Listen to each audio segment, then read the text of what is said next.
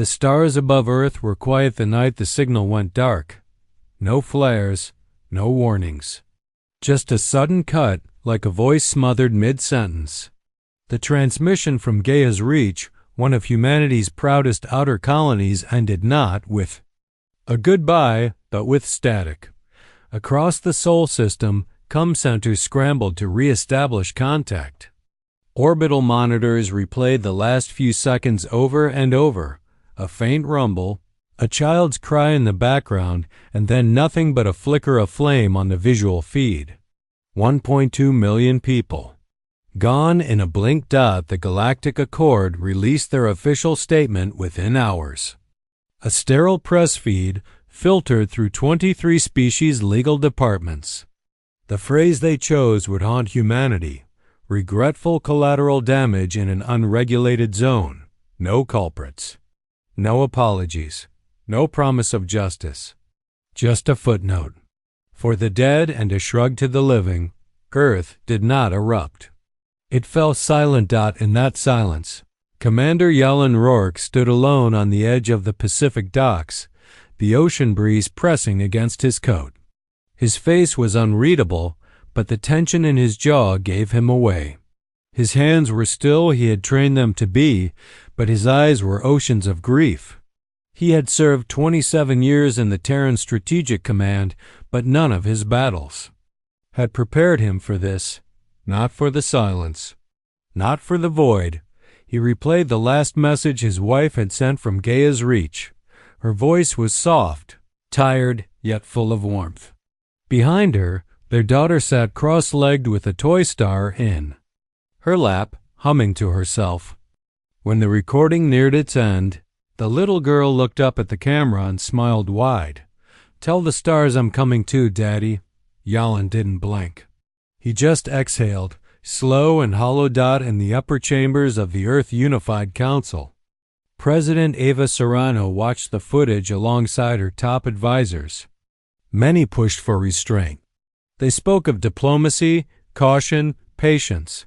Serrano listened, nodding politely, her hands folded neatly on the table in front of her.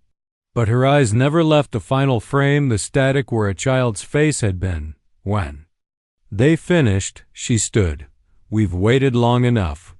She dismissed the room, save for one name on her list. Jalen Rourke stepped into the briefing hall an hour later.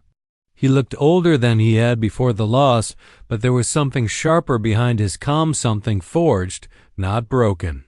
Serrano didn't waste words. "We have the evidence," she said. "And we know this wasn't random." She handed him a sealed dossier. Its label, Project Echofire. "I want you to lead it. No red tape, no oversight. We find out who did this and we end it." Rourke's hands tightened on the folder. He didn't nod. He didn't speak. He just turned, walked out of the room, and carried the weight of 1.2 million silent voices with him. He stopped only once, outside the council chamber, to look up at the night sky. "You heard her," he said under his breath. "She's coming." The corridors of Earth's lunar intelligence corps were quiet, too quiet for what they were hiding. Commander Jalen Rourke stood in front of the biometric seal of Sub-Level 9, his jaw tight as the scanner traced his irises. The door hissed open, revealing a chamber bathed in violet light and humming with buried secrets. No war room chatter, no briefing screens. Just a singular device pulsing at the center of the chamber, a tactical archive cube suspended in anti-GRAV. The cube held everything Earth had gathered in the last 72 hours. Not just reports, evidence. "Begin decryption," Jalen said, stepping forward. A holographic cascade of symbols and maps bloomed around him, surrounding his frame like constellations. His eyes narrowed as pieces fell into place. Trade convoys, rerouted around Gaia's Reach 2 weeks before the attack. Orbital scanners in nearby systems mysteriously offline. And buried deep within encrypted channels, a single fragment of intercepted Accord intelligence. The words burned. Human expansion must be contained before it becomes irreversible.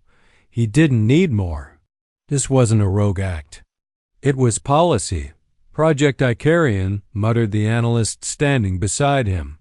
That's what they're calling it. Who? Jalen demanded. The analyst hesitated. The core members of the Accord. Not just one species, 7, coordinated. Jalen's jaw clenched. And they picked Gaia's reach as the message. The analyst nodded slowly. They thought we'd mourn, not retaliate. Back on Earth, President Ava Serrano watched the same intel unfold on a private channel. She stood behind tinted glass, gazing down at the council chamber where delegates still debated economic implications and diplomatic response times. They didn't understand yet. They hadn't seen the message, but she had. She turned to her aide. Issue full black code activation. Recommission the Ark Horizon. Ma'am, her aide blinked. That's a museum ship. Not anymore, she interrupted. And notify the Engineering Guild. We'll need Sol-class dreadnoughts. In orbit within 2 weeks. But the Accord will see that as an act of war. Serrano looked out the window. Good. Meanwhile, in the outer rim of the Galatian sector, a rogue drone probe long thought destroyed came back online. It had been drifting since the fall of Gaia's reach, but now it transmitted something new. A burst of encrypted audio wrapped in compressed visuals. The signal made it back to Earth via a forgotten back channel. The contents were chilling. A recording of an Accord Security Council meeting held before the destruction of Gaia's reach. The voices were calm, surgical. Humans will mourn, yes. They'll howl for justice. But they are bound by their own laws, by their sentiment. Their delay will be our advantage. Another voice followed, older, deeper. Then we strike. And when they gather to bury the dead, we will already be at their doorstep. The drone's feed ended. The room at Lunar Core fell into silence. Jalen closed the transmission and turned to Dr. Kavan Idris, the AI strategist brought in from Europa Prime. Can you trace them? Kavan's gaze was focused, his voice steady. If I can get into the Constellate relays, yes. But we'll need full authorization to override the jump gate protocols. You'll have it, Rourke replied. We're not just going after the trigger. We're tearing out the hand that pulled it. Later that night, Rourke walked alone beneath the dark dome of the orbital skydeck. Above, Sol's Judgment, the newly recommissioned Ark Horizon, drifted into position, its silhouette blotting out several stars as it activated its reactor core for the first time in decades. What had once been a symbol of peace was becoming a blade. He tapped the console on the railing and brought up the last recorded message from his daughter. Just 6 words, barely audible, as her voice competed with distant laughter and static. Tell the stars I'm coming too. Jalen watched the stars. And this time, he whispered back, they'll know you came, all of them. Across the galaxy, Accord diplomats drafted their next statements, confident that Earth would stay in its lane. But above them, behind stars that no longer twinkled with innocence, something had changed. The sky had begun to turn human. The stars over Titan Station pulsed red for the first time in a century. They weren't warning lights. They were launch signals. Inside Dock Command, the silence was broken by the synchronized click of magnetic boots on steel. Crews moved with focused precision, voices low, faces taut. The air tasted of oil, ion fuel, and inevitability.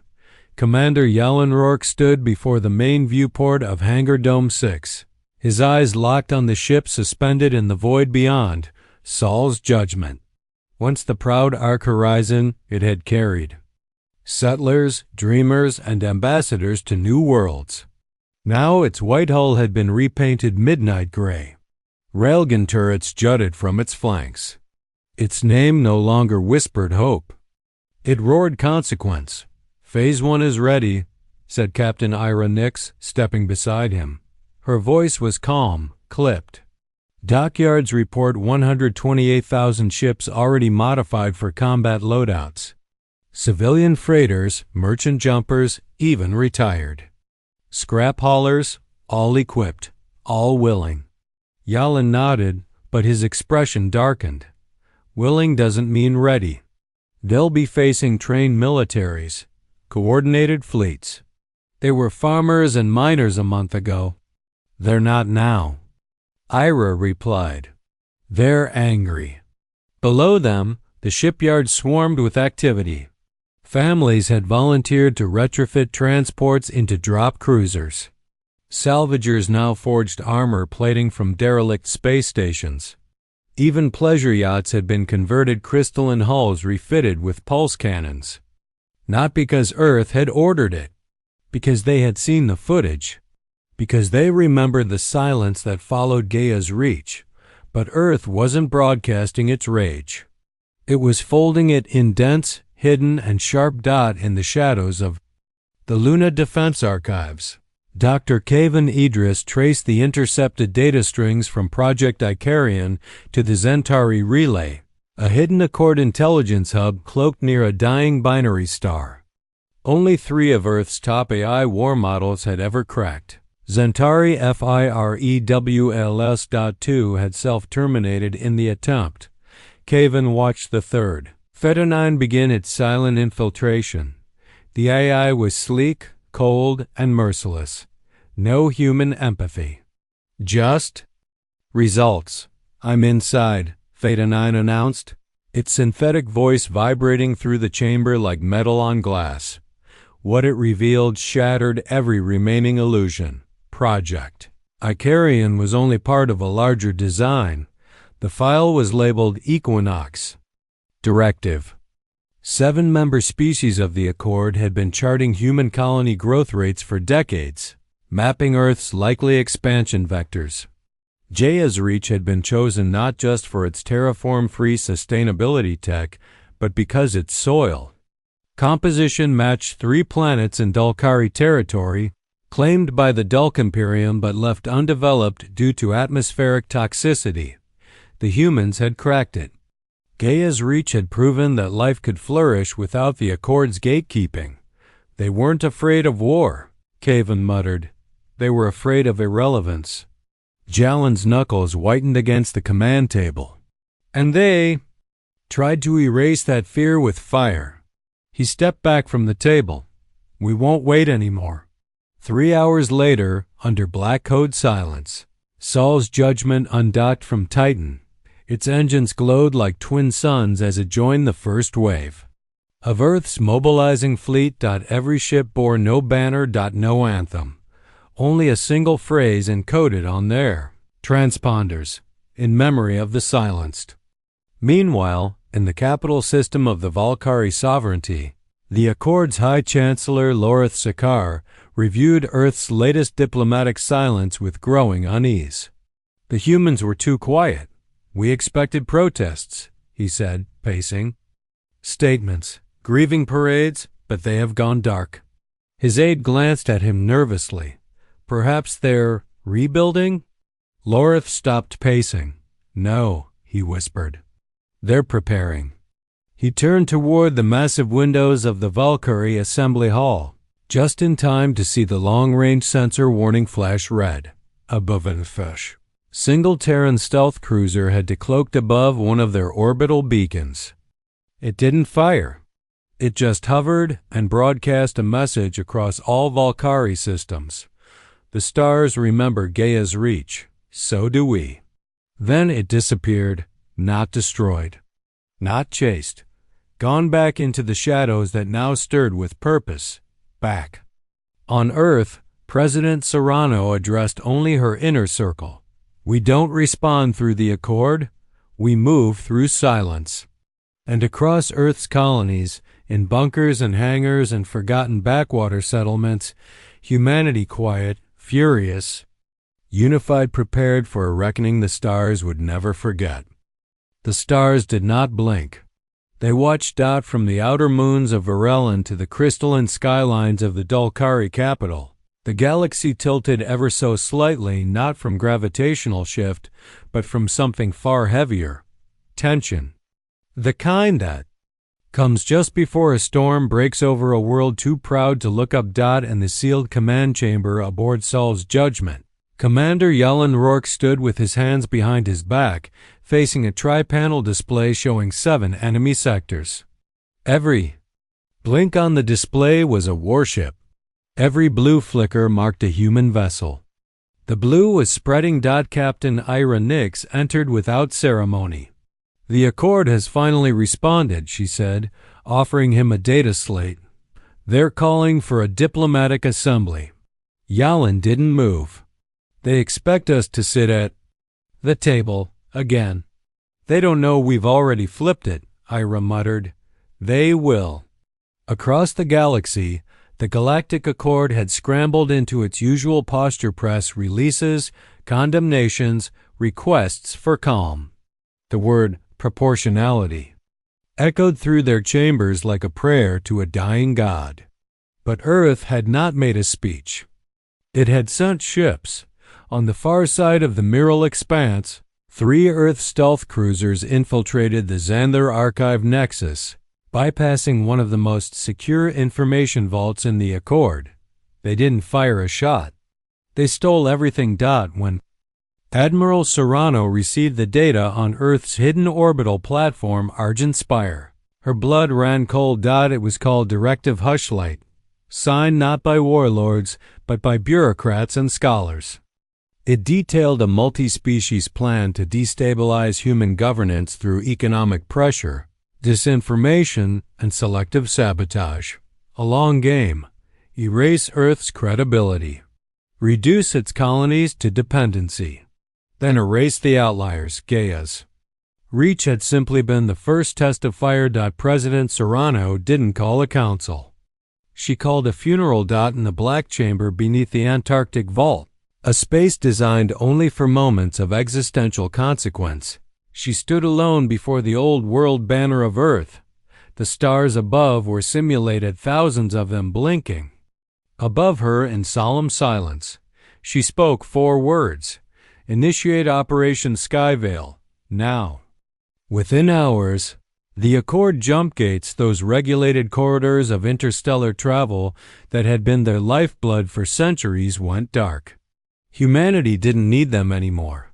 Saul's scientists had perfected thread-tier navigation. The humans were already inside. In Valkyrie airspace, defense grids lit up too late as ghost ships drifted past undetected. Entire orbital relays vanished without impact. No debris. No screams. Just silence, and then, encoded in every planetary broadcast system, a phrase in 36 languages: "This is not vengeance. This is remembrance." At the Accord's core, capital, High Minister Raltel of the Dravati Ascendancy stood before the gathered delegates of the Central Powers.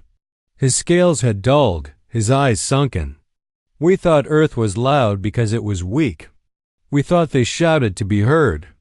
A new message arrived, a visual feed untraceable in origin of 700,000 ships, repositioning across known space. Each fleet group was shadowed by orbital silos that hadn't existed in Accord charts. 2 weeks earlier, Raltel's claws trembled. "They were never shouting," he whispered. "They were waiting." Back aboard Saul's Judgment, Yalen watched the final alignment of the battle groups. Dozens of species had already sent quiet emissaries, hoping to avoid the firestorm they knew was coming. Dr. Kayvon Idris walked onto the bridge, holding a new data pad. "We've confirmed the source of the Gaia leak," he said grimly. "It was a human." Yalen turned, his voice low. "Name? Ambassador Eldrick Vaughn, Accord liaison. He sold Gaia's Reach's research coordinates to the Dulk Imperium for access to the Accord's inner conclave." Yalen exhaled slowly. "He traded 3 generations of settlers for a chair." Kayvon nodded. "What's the protocol?" Ira asked from the rail.jalen, stared out into the endless dark. We take him alive. Why? She challenged. He doomed 1,000,000 souls. Jalen didn't flinch. Because his trial will be the first broadcast of the new order. The next day, Earth's message was broadcast from every stolen Accord relay, its signal untraceable, its voice calm. Earth no longer petitions. Earth no longer begs. The Accord failed to protect us. Now we protect ourselves. If you had no hand in Gaia's death, stand aside. If you did, pray your stars go dark before we arrive. The galaxy watched frozen. There were no cheers. Number. Propaganda. Just a truth so sharp it cut through every shield. And somewhere, far beyond regulated space, Ambassador Vaughn ran, but the stars themselves seemed to burn with blue fire. Human fire. The stars fell silent as the gates collapsed. Not broken taken. Every major Accord-controlled jump gate, every relay spine, every interstellar corridor that had once been monitored by Accord law was now rerouted or overridden by Earth's autonomous navigational web. No declarations, no blasts. Just flickers of blue light, and then 1,000 ancient arteries of power had been bled into human hands. The galaxy didn't know what to do with the silence. It wasn't diplomatic. It wasn't strategic. It was surgical. On the bridge of Saul's judgment, Commander Jalen Rourke studied a new schematic pulsing on the central holosphere. It wasn't a map of space, it was a map of fear. 32 worlds, Dr. Kavan Idris said quietly beside him. That's how many Accord-aligned systems have gone into blackout since we initiated Operation Skyveil. Jalen's jaw tightened. Any resistance? Kavan hesitated. Minimal. They're frozen. They're waiting to see what we want. But Rourke didn't want tribute. He didn't want apologies. What he wanted had no currency and no counterpart. He wanted clarity. And the galaxy wasn't prepared to give it. Not willingly. Prepare Phase 2, Rourke ordered. This phase wasn't about position.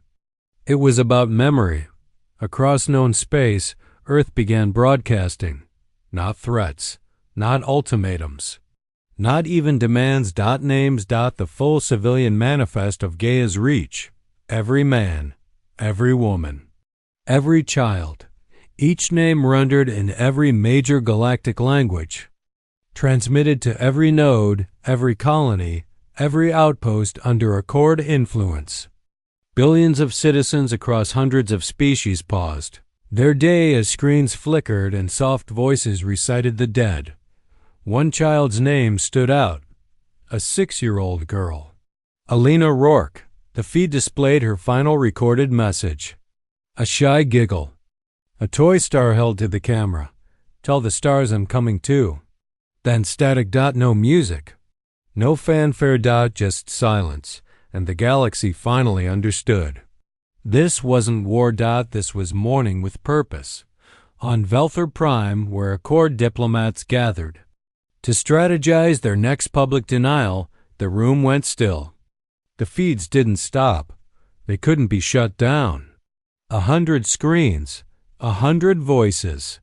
Names of the lost echoing through a council chamber that had never once spoken of Gaia's reach and truth. Shut it down, growled High Minister Drelshaw of the Dulk Imperium, clawing at a console.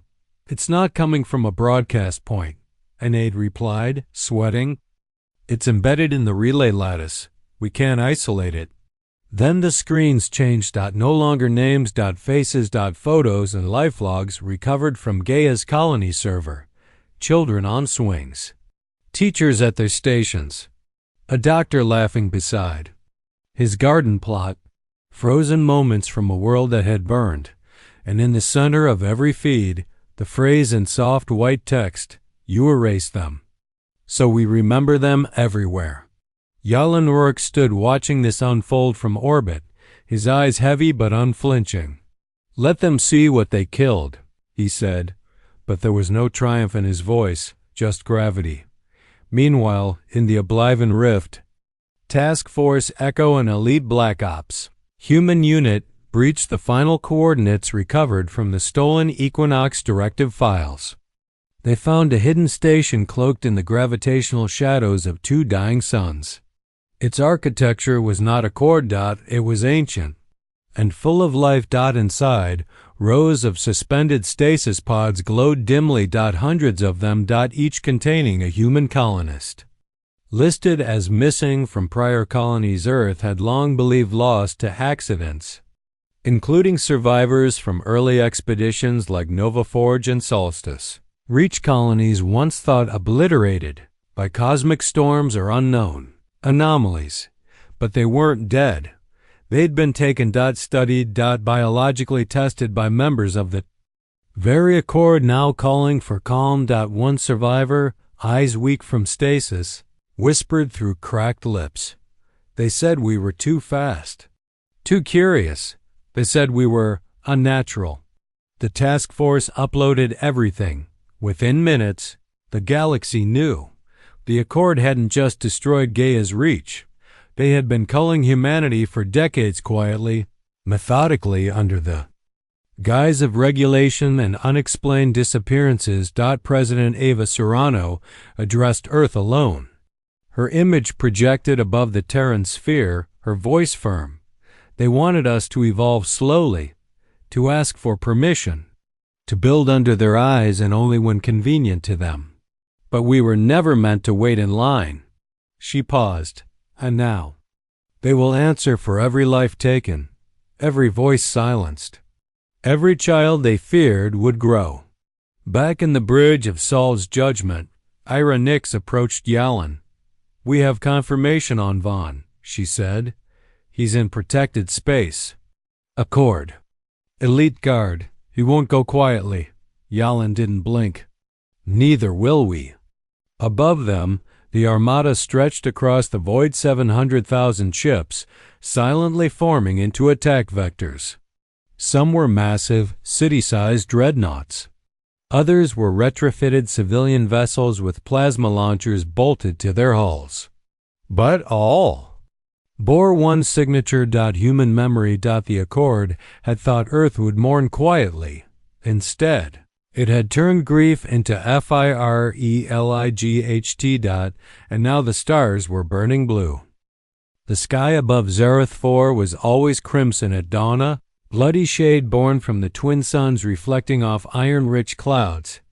But this morning, it wasn't light that filled the sky. It was shadows.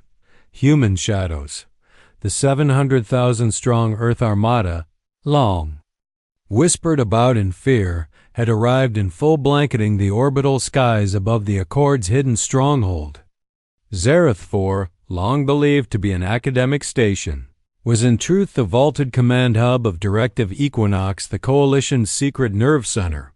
Here, species of power had coordinated the slow suffocation of humanity's future with charts and calculus and cold precision. Now those minds stared into the abyss they had summoned. On the Bridge of Saul's Judgment, Commander Jalen Rourke stood in the glow of the tactical holosphere, its surface reflecting hundreds of overlapping signal bands. No one spoke. Every system was green. Every ship in position. The fleet was not demanding surrender. It was waiting for one thing only. Truth. Broadcast to all Zareth frequencies, Rourke ordered. The communications officer nodded, and moments later, his voice echoed across every Accord-linked channel, translated in real time. "This is Commander Rourke of Earth's Unified Defense. You are surrounded. No jump gates, no reinforcements. We are not here for territory. We are here for names, for truth. You will comply or you will become memory." Silence answered. Then the transmission feed cracked. A figure appeared. Ambassador Aldrich Vaughn. His face was older, more withered than Earth's last public record showed. He stood in an ivory command hall, flanked by Valkyrie and Dulk guards. His smile, faint and brittle, spread like a wound. "Commander Rourke," Vaughn said, still clinging to the illusion of justice. Rourke's jaw tightened. "You were human once," he replied. "I am human," Vaughn said. "I just chose the winning side. You chose silence when your own kind burned. I chose civilization over chaos, order over expansion. You call what we did murder. We call it preservation." Rourke stepped forward. His voice was low but thundered across every speaker. "Then let your preservation face what you tried to erase." He cut the feed dot, an instant later, hundreds of stealth assault teams deployed from the fleet, each one targeting vital control nodes across Zareth 4's surface. It wasn't an invasion. It was a scalpel. Inside the command vault, Vaughn watched the skies turn black. His guards whispered warnings. Systems went offline. Orbital shields fell. Entire defense platforms ceased to respond. His breath quickened. They were not attacking from orbit. They were already inside. On sublevel 6, a Dulk officer reached for an emergency beacon only to freeze as a human operative emerged from cloaked light, placed a weapon against her thorax, and whispered, "For every child you erased."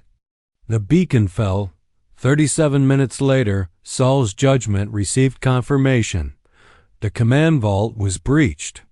Vaughn was in custody. Rourke personally led the retrieval. Inside the vault, he found the ambassador still seated, unarmed, defiant. Hands folded like a scholar.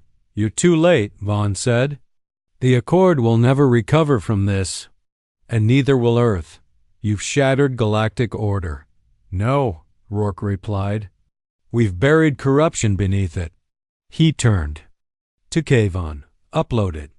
From Saul's judgment, a galaxy-wide broadcast began. Every surviving Accord node received it. Project Equinox, exposed in full. All 7 conspirator species, all classified documents, signatures, attack logs, internal messages, even intercepted. Footage of their leaders mocking the death tolls of Earth's colonies. And then, the faces. Footage from Zareth 4's research chambers. Human children, some barely able to speak, sedated in glass pods, dissected, modified, cloned, used to model genetic, obedience systems. There was no debating it now. No hiding behind miscommunication or rogue actors. This was genocide with spreadsheets. Accord began to fracture within the hour. On the moon world Coria, a Xanthari fleet mutinied, executing their leadership and issuing formal apology to Earth. In the Valkyrie Nebula, 2 ruling houses seceded from the Accord entirely, calling it a failure of soul. Across neutral space, races once afraid of Earth began sending encoded messages of solidarity. But Earth wasn't finished. President Serrano appeared next. She stood not behind a podium, but beneath the stars, aboard a platform overlooking a ruined colony site on New Haleth, another forgotten scar. The Accord taught us that progress required permission, that we were to grow when allowed, to mourn in silence, to bury our future and call it patience. She looked into the camera. "We are done burying." And then the final sequence began. A second data package transmitted from Saul's judgment. This one labeled Ashes Directive. Every conspiracy architect. Every Accord official who had signed the kill orders. Every bank account. Every private escape corridor. Every fallback safe haven made public. Their shadows dragged into starlight. Back aboard the judgment, Ira approached Jalen. "We've confirmed the last name on the list," she said. "Vaughn wasn't the head." Jalen turned slowly. "Then, who?" Kayvon stepped forward, his eyes grim.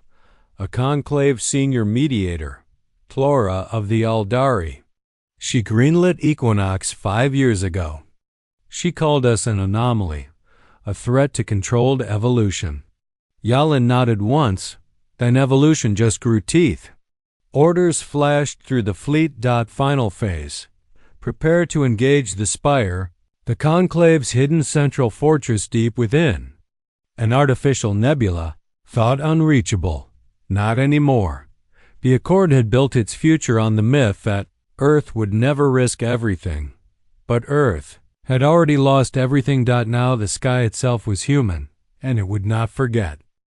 The artificial nebula surrounding the spire of concordance had never known breach. It was a self-sustaining anomaly engineered by ancient precursors, an ever-churning cloud of unstable dark matter threaded with volatile gravitic pulses, folding space around itself in infinite recursive loops. The Galactic Conclave had hidden its seat of power here for over 600 years. No species dared to approach. No signal entered or left unless authorized. Until now. Through the storm came 700,000 ships, humanity's final formation, dreadnoughts, frigates, converted cargo carriers. Planetary defense stations turned into mobile artillery. Did spears of plasma tore silently through the dust. The fleet was not a hammer. It was a tide. Aboard the command deck of Saul's Judgment, Commander Jalen Rourke watched as the nebula's edges began to rupture. Thread tier drive engaged, announced Kayvon Idris. We're threading through live gravitic folds against every known astrophysical law. Good, Jalen replied. Because we're not here to follow laws. Ira Nix leaned forward. Multiple conclave signatures emerging ahead. They've activated the spire's defenses. The view filled with gold. Hundreds of glimmering conclave ships flickered into existence, shields flaring. Weapons locked. JALEN single quotes S voice dropped. Broadcast final message. The communications officer nodded. Across the conclave fleet, human voices spoke. We are not anomalies. We are not children. We are the fire you tried to contain and the memory you failed to erase. A moment of hesitation rippled through the enemy ranks. These ships were not built for war. They were meant for intimidation, diplomacy, theater. And now they faced the full fury of a species born from ashes. The battle did not begin with cannon. Fire. It began with silence, a silence so deep it made the stars themselves seem distant. And then shockwaves. The first line of conclave ships, fractured as railgun rounds shredded their formation. Human interceptors, their engines glowing with thread tier flux, moved like ghosts slipping through dimensions, firing before enemy sensors could lock. From orbit, Saul's Judgment deployed 12 planetary-class breachers, their target. The spire itself, the heart of it all. On the lowest level of the spire's core, Plora of the Aldari, last surviving architect of Directive Equinox, stood before the mirror of judgment, a device that showed potential timelines. She watched herself escape, negotiate, rewrite history. She did not see the one that came true. The walls cracked. The sky inside the storm turned blue. Human blue. Plora staggered as the chamber shook. Her aides ran. Her guards failed. And through the dust and fire, Jalen Rourke stepped forward, flanked by 2 Earth operatives and a single recording drone. You were warned, Plora rasped, her voice shaking. We were erased, Jalen answered. She reached for a data spike, perhaps to plead, perhaps to detonate. But Jalen simply raised a hand. No more lies. No more resets. He uploaded Ash's directive phase final directly into the spire's core. Every screen, every file, every vault unlocked. The galaxy watched as every secret conspiracy, every sterilized record, every silenced human colony, Nova Haven, Gaia's Reach, Solstice Forge, Viridian Outpost became truth, unstoppable, irrefutable. The age of selective memory was over. As human forces secured the spire, President Serrano transmitted the final declaration from Earth. This is not conquest. This is closure. The Accord is dissolved. The species that conspired to end our future have been tried by truth and found guilty. Earth will not rule. we will not dictate.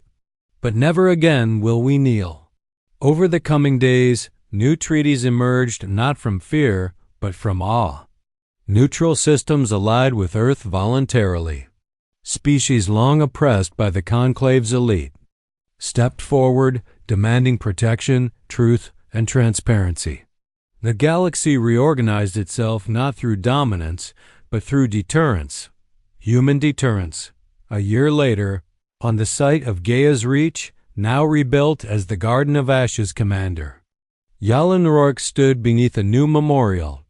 Etched in its stone were the names of every soul lost to the fires of secrecy. Children, scientists, farmers, dreamers. At his side stood Ira Nix, now Admiral Nix, and Kavon Idris, architect of the galaxy's most sophisticated truth archive. Rourke placed a small, hand-carved toy star at the base of the stone, a gift once given by a child who wanted to touch the stars. "You made it," he whispered. Above them, human ships drifted peacefully in orbit, not in aggression, but in remembrance. Earth had changed the galaxy. Not with empires, but with memory. With unity, with fire that refused to be buried. And across the stars, whenever tyrants whispered of power unchecked, of futures they could manipulate, of people they could erase, they looked to the sky and remembered it once turned human.